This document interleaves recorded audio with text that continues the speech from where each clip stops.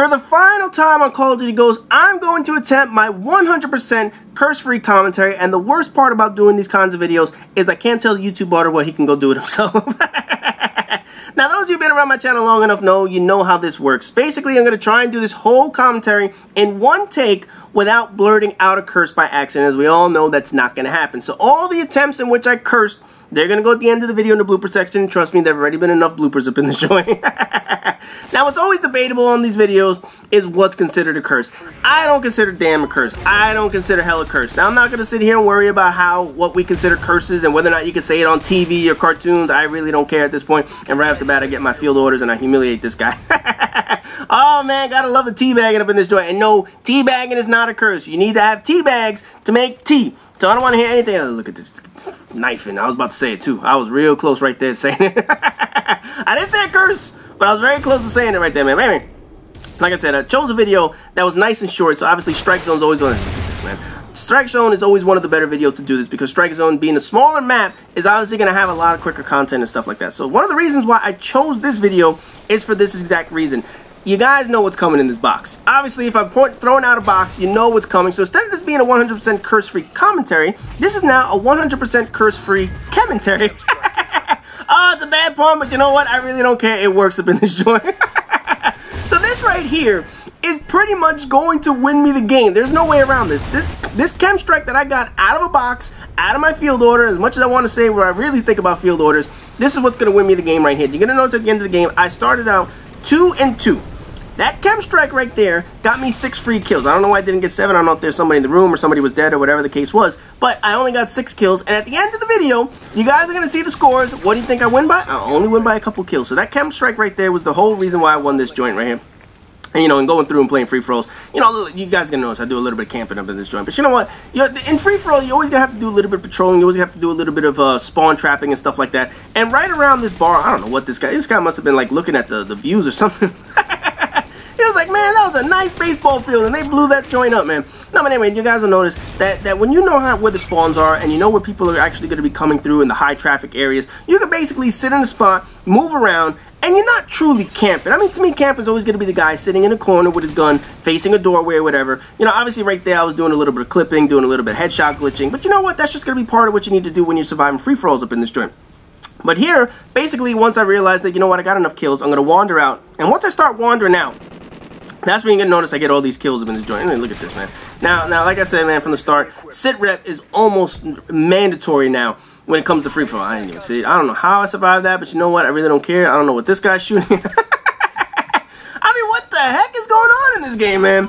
I mean, I just don't get it. So right here, I'm on a 15 kill streak, but realistically, that's not a 15 kill streak. They count the chem strike towards the kill streak, but you know what? I really don't care. So this guy right here, whatever his name is, the one with the shotgun, he was the one that was in first place to begin with. And then once I got the chem strike, he dropped it. Okay, look at this, man. 2 knives. Basically, what killed me? And look at this spawn. Look, I don't know if he spawned there. What the heck just happened? But look at this, man. This is what I talked about. On a small map, you're going to have all types of action up in this joint. And there's going to be a lot of mistakes that I make in this game. I know when I watched this the second time, and I had to watch and make sure, you know, this was the video that I wanted to use. I saw a whole bunch of times people pass me. I didn't even notice them in the game. But you know what? That tends to happen when you're actually watching the video for the second time and stuff like that. You know, nothing you can really do about that.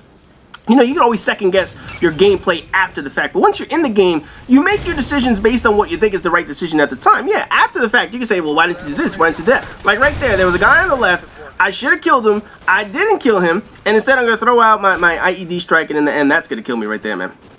Now, but anyway, you guys noticed the guy that had the shotgun, he was the one that killed me in the beginning of the game. He was the one in first place. And then all of a sudden, that chem strike starts, and now he's out of first place. But you know what? Hey, that's just how life works. There's certain things that are just going to happen. You just have to deal with it. I don't know how I got shot around that corner, but you know what? I really don't care, because look at this spawn. And that's the dude right there who's actually chasing me in second place. You guys see the score right there. The score is actually pretty close. I got those 6 free kills, and basically, I'm still fighting to stay in first place. So obviously, this guy who has the Oracle and whatnot, he was the one that actually has a pretty good advantage over people. Well, having the ballistic vest, obviously, that gives me a huge advantage. You know, when you have the ballistic vest, and it gives you that extra health and whatnot. Like the dude who tried to shotgun me at the beginning, and somehow I survived that joint, I'll guarantee you, it had to be due to the ballistic vest up at the strike, man. Anyway, as you guys can see, I've been running around after the fact. Once people know where you're hanging out, and this right here is like a pretty decent spawn spot right here, and once again, it's that ballistic vest saved me, but you know what? I really don't care. You don't like it? Go get a ballistic vest. Hey, look, it's like having Juggernaut back in the old days, man. So what are you going to do? If you play Call of Duty long enough, you know there's always going to be something that provides you just a little bit more health, and that allows you to stay alive just a little bit longer up in this joint, man. But anyway, as you guys can see towards the end of the game, this is where I actually really started kicking into gear. And the guy who's behind me, he obviously had a pretty good game, because he's going to finish, I think he's going to get 26 or 27 kills, whatever it is. But obviously this was a pretty close game, and without that K.E.M. strike, there is no way I win this game. So right here, I'm going to get the final kill up in this joint. And anyway, now that I finally got to the end of the video, believe it or not, it didn't take me as many times this time because I'm so used to doing these commentaries now where I don't curse. It only took me 6 attempts. Yep, that is it. All I had was 5 mess-ups in this joint. So as always, rate, comment, subscribe, and all that good stuff. See, I don't mess it up at the end. And I'll see you guys in the blooper section. Because I can't say it at the beginning of the video, might as well say it in the blooper section. Hey, YouTube auditor, fuck you.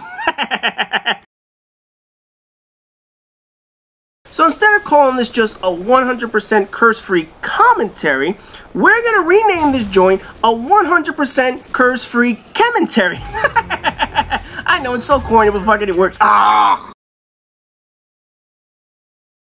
You know, part of winning free-for-all is you have to know how to control the spawns. And when you know how to control the spawns in free-for-all, I don't know how the fuck I survived there. Ah, fuck me.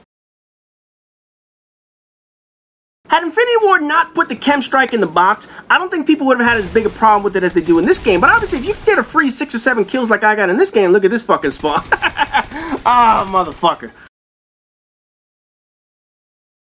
I know this is a small map and all, but how do you spawn someone right there? You know, the spawn system in Call of Duty games, they've all been messed up. Since day 1 to now, every single game has these stupid... Ah, shit. I almost cursed them, but basically it was going to come out one way or the other. I fucked that shit up. And you guys can see, if it wasn't for this K.E.M. strike, there is no way in heck I would actually win this game. So obviously I'm going to come around this corner, I'm going to shoot this guy, and there you see my final score. I'm actually going to win this motherfucker. Oh, fuck! I hate that shit. I get all the way to the end of the fucking video, I did this whole stupid shit, and that's when I fucked this joint up.